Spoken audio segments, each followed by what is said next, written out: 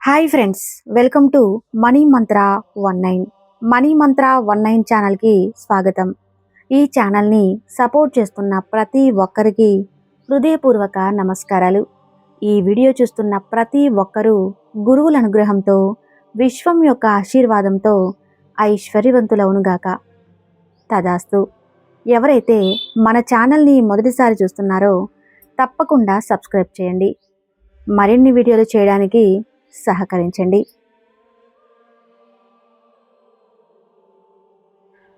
చాలా కొద్ది మందికి మాత్రమే విశ్వంతో మాట్లాడడం తెలుసు.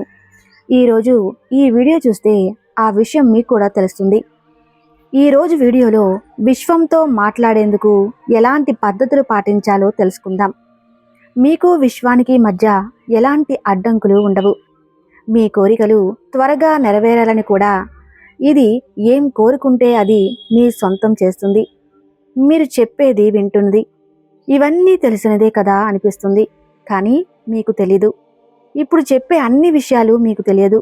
ఒకవేళ తెలిసినా ఈ అన్ని విషయాలని ఒకే విషయాలుగా చూడాలనే విషయం కూడా మీకు తెలియకపోవచ్చు. ఏంటి, కన్ఫ్యూషన్గా ఉందా? ఎందుకంటే ఈ రకరకాల విషయాలన్నీ ఒకే చోట దొరికే అవకాశం మీకు దొరకదు. ఒక విషయం ఒక చోట దొరుకుతుంది. కొద్దిమంది మీకు కొన్ని విషయాలు చెప్పవచ్చు, మరికొద్ది మంది ఇంకొన్ని విషయాలు చెప్పవచ్చు. అందుకే ముందుగా ఇవన్నీ పక్కన పెట్టి ఈ విశ్వం ఎలా పనిచేస్తుందో తెలుసుకుందాం. ఆ తర్వాత మిగతావన్నీ మీకే అర్థమవుతాయి. ఈ విశ్వం ఏంటి, ఈ విశ్వంలో ఏముంది? క్వాంటమ్ ఫిజిక్స్ గురించి చెప్పాల్సి వస్తే, ఈ యొక్క ఎనర్జీ, మీరు కూడా ఒక శక్తి, విశ్వం కూడా ఒక శక్తి. మీరు విశ్వంలోని శక్తిలో ఒక భాగమే. విశ్వం మీ తండ్రి, మీరు ఆ విశ్వానికి ఒక బిడ్డ. మీరు విశ్వం రెండు ఒకటే. విశ్వంలో వేలాది లక్షలాది పదార్థాలు మనకు కనిపిస్తాయి. అన్ని చోట్ల ఏదో ఒక వ్యక్తి నడుస్తూనే ఉంటుంది. విశ్వం బిడ్డలే మనమంతా. తల్లిదండ్రులు పిల్లలకు చెప్పినట్లుగానే తినండి, పడుకోండి, లేవండి అన్నట్లు విశ్వం కూడా మానవ సమూహానికి అలాంటి సిగ్నల్స్ని ఇస్తూ ఉంటుంది. విశ్వం కూడా అలాగే ప్రతి విషయం ప్రత్యక్షంగాను పరోక్షంగాను అనేక విషయాలు డైరెక్ట్ చేస్తూ ఉంటుంది. విశ్వం అనేక విషయాలు చెబుతుంది.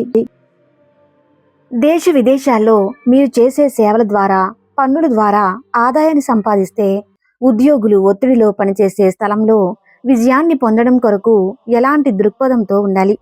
గవర్నమెంట్ ఉద్యోగం చేసేవాళ్ళు, ప్రైవేట్ రంగంలో పనిచేసేవాళ్ళు, ఆర్థిక రంగంలో, బ్యాంకులలో, చీఫ్ ఫైనాన్స్లో, ఫ్యాక్టరీస్లో, రియల్ ఎస్టేట్లో, ఇతర రంగాల్లో ఉద్యోగం చేసేవాళ్ళు, యజమానుల వద్ద పనిచేసేవాళ్ళు, ప్రతి ఒక్కరూ వాళ్ళ ఉద్యోగంలో, పనిలో ఉన్నతి కొరకు విజయం సాధించాలంటే ఏం చేయాలి? ఈ సిద్ధాంతం ప్రతిరోజు ప్రతి క్షణం మన జీవితంలో పనిచేస్తూనే ఉంటుంది. ఉదాహరణకి, మన భూమి తిరుగుతుంది కానీ మనం గమనించట్లేదు. అదేవిధంగా మన జీవితంలో ఆకర్షణ సిద్ధాంతం ప్రతిరోజు ప్రతి క్షణం పనిచేస్తూనే ఉంటుంది. మీరు అనుభవిస్తున్న ఈ జీవితం చిన్నప్పుడు చదువుకునేటప్పుడు ఖచ్చితంగా మీరు కోరుకున్నదే అయి ఉంటుంది. మీరు సంకల్పించుకున్నదే. పరిస్థితి ఏదైనా, కారణం ఏదైనా, ప్రస్తుతం చేస్తున్న ఉద్యోగం మనం కోరుకున్నదే కాబట్టి ఈ పని చేస్తున్నాం. మన కోరికను ఈ విశ్వం పట్టించుకుంది కాబట్టే మనకి ఈ ఉద్యోగాన్ని, ఈ పనిని ఇచ్చింది. మీరు పనిచేసే సమయంలో మీకు వీలు దొరికినప్పుడు ఈ విషయాలను మనం అనుకోవాలి, అలా చేయటానికి ప్రయత్నించాలి. మీరు ఒత్తిడిలో ఉన్నప్పుడు వీటిని గుర్తు చేసుకోండి.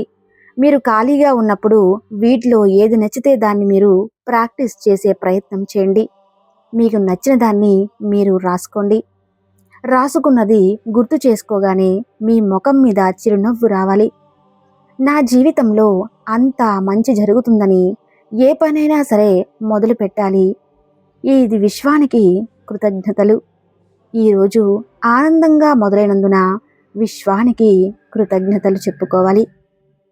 నేను గొప్పగా జీవించడానికి మరొక అద్భుతమైన రోజు. ఈ అవకాశాన్ని నాకు ఇచ్చిన విశ్వానికి కృతజ్ఞతలు. ఈ విశ్వానికి కృతజ్ఞతాపూర్వకంగా మనస్ఫూర్తిగా తెలియజేస్తున్నాను. ఈరోజు సక్రమంగా సద్వినియోగపరుచుకొని అద్భుతమైన జీవితాన్ని ఇచ్చినందుకు విశ్వానికి కృతజ్ఞతలు. నేను ఏది అడిగినా వెంటనే తీరుస్తున్నందుకు ఈ విశ్వానికి కృతజ్ఞతలు. నాలో ఉన్న చెడును దూరం చేసి నాలో మంచి భావాన్ని కలిగేలా చేస్తున్న ఈ విశ్వానికి కృతజ్ఞతలు. విశ్వంలో సంపద నా కొరకై ఉన్నది, అది నేను వినియోగించుకునేలా చేస్తున్న విశ్వానికి కృతజ్ఞతలు. నేను ఏది అడిగినా తక్షణమే నా ముందు ఉంచుతున్న విశ్వానికి కృతజ్ఞతలు. ఈ మధ్యకాలంలో మీరు గనక గమనిస్తే విశ్వం అనే పదం అనేక మంది ప్రజలలో అలవాటైంది. ఎలా కమ్యూనికేట్ చేయాలనే డౌట్ కూడా చాలా మందిలో ఉన్నాయి. ఈరోజు మనం ఏం చేయాలనుకుంటున్నామో, ఏం చేస్తున్నామో, మనం చేసిన గతం తాలూకు నుంచి వచ్చినవే గత జన్మలో చేసిన పనుల ఆధారంగా ఈరోజు ఈ జన్మలో చేస్తున్న పనులు, వీటన్నిటినీ ఎవరో ఒకరు నిర్దేశం చేస్తూనే ఉంటారు. ఇప్పుడు మీరు చేస్తున్న పనులన్నీ మీరే ఎంపిక చేసుకుని చేస్తున్నట్లు అనుకుంటారు, కానీ ఇదంతా విశ్వం నిర్దేశం ప్రకారం జరుగుతుంది. ఇప్పుడు విశ్వంతో మాట్లాడేందుకు కొన్ని సూత్రాలు వినండి. విశ్వంతో లేదా దేవుడితో మాట్లాడేందుకు ఉదయం 3 నుండి 4 గంటలు లేదా 5 గంటల్లోపు మీరు నిద్ర లేవాలి. దీనికి బ్రహ్మ ముహూర్తం అంటారు. ఈ సమయంలో నెగిటివ్ థాట్స్ అన్నీ కూడా రావు. రాత్రిపూట ఎన్ని ఘోరాలు నేరాలు జరిగినా ఉదయం కల్లా అవన్నీ సర్దుమణుగుతాయి. సాత్విక శక్తులు మాత్రమే ఆ సమయంలో నిద్రలేస్తాయి. మీరు పవర్తో మాట్లాడాలి అనుకుంటే, మీ కోరికలన్నీ త్వరగా నెరవేర్చుకోవాలి అనుకుంటే ఉదయం నిద్రలేవండి. నెలలో 30 రోజులు లేవలేమనుకుంటే కనీసం 15 రోజులైనా ఉదయం నిద్రలేచి దీనిని ప్రయత్నించండి. మిగతా 15 రోజులు మీకు సహకరించకపోతే వదిలేయండి. కానీ ఆ రోజులు కూడా కొంచెం లేటుగా అయినా ఉదయాన్నే నిద్రలేవండి. ఉదయాన్నే నిద్రలేవటం అనేది మనకు తెలియని ఒక పవర్. అది విశ్వంతో మనల్ని కనెక్ట్ చేస్తుంది. ఇదంతా ఎందుకంటే మనకు ఎంత ఆలోచన ఉందో అంతవరకే అడుగుతాం, అందులో మనకి కొంతే వస్తుంది అనుకుంటే, నిజంగా మీరు కోరుకోవాలి అనుకుంటే మనస్ఫూర్తిగా కోరుకోండి. విశ్వాన్ని అడగండి. విశ్వాన్ని డిమాండ్ చేయటం, విశ్వాన్ని ప్రేమగా మాట్లాడడం అంతా మీ చేతిలోనే ఉంది. ఆ సమయంలో మనం చేసే ప్రతి పని, ప్రతి మాట, ప్రతి నిర్దేశం ఆల్రెడీ మనకు జరిగే ఉంటుంది. నాకు ఇది కావాలి అని అడగండి. నాకు 5 లక్షలు కావాలి, నాకు 1 కోటి రూపాయలు కావాలి, నేను ఇంత డబ్బు సంపాదించాలి అని అడగండి. మీకున్న అధికారం అంతా విశ్వంతో మాట్లాడడమే. అయితే విశ్వాన్ని పూర్తిగా మనస్ఫూర్తిగా అడగండి. అప్పుడే అన్నీ కావాలి అని, మీకు ఒక ఫలానాది కావాలని మీకు ఒక క్లారిటీ వస్తుంది. అలాగే విశ్వాన్ని కూడా మీకు ఎప్పుడు ఇవ్వాలి, ఏంటి, ఎలా ఇవ్వాలి, ఏ సమయంలో ఇవ్వాలి అనేది విశ్వం నిర్దేశించుకుంటుంది. అదే విశ్వాన్ని కోరుకోండి. నాకు ఇది కావాలి, అది కావాలి.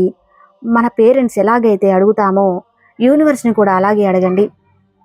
రోజు ఈ విశ్వాన్ని మనం ఇలా కోరుకుంటే ఏదో రోజు మనకు తప్పకుండా మన కోరికలు నిజమవుతాయి. ఇదంతా మీకు మీరు చేయాల్సిన పని. అలాగే మాట రూపంలో చెప్పండి, నమస్కరించి పూజ రూపంలో చెప్పాలి. ఎలా అనుకుంటే అలా కూడా మీరు చేయొచ్చు. నిర్వహిస్తున్నట్లుగానే చేయండి. ప్రేమతో అడగండి, నవ్వుతూ అడగండి. విశ్వం మీద విపరీతమైన నమ్మకంతో అడగాలి.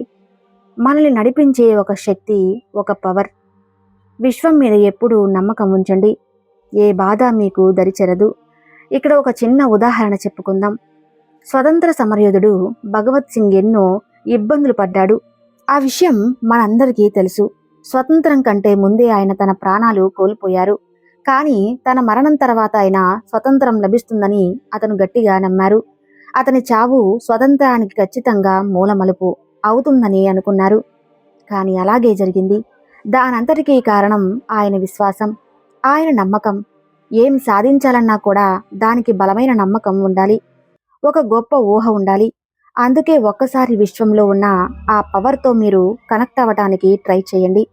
మీరు ఏదైతే అవ్వాలనుకుంటున్నారో, మీరు ఏది సాధించాలనుకుంటున్నారో అవన్నీ కూడా ఒక్కసారి కళ్ళు మూసుకొని ఆ విశ్వానికి తెలియజేయండి. ఇదంతా వినడానికి కొంచెం ఇబ్బందికరంగా, చైల్డిష్గా, పిచ్చితనంగా అనిపించవచ్చు. కానీ మీరు ఏదైతే పవర్ ఉందని నమ్ముతున్నారో అది మీ మనసులోని మీ నమ్మకాలు. నా ప్రతి మాట వింటూ ఉంటుంది. కాబట్టి ఇప్పుడు పాజిటివ్గా, ప్రశాంతంగా నేను అనుకున్నది జరుగుతుంది అని గట్టిగా నమ్మండి.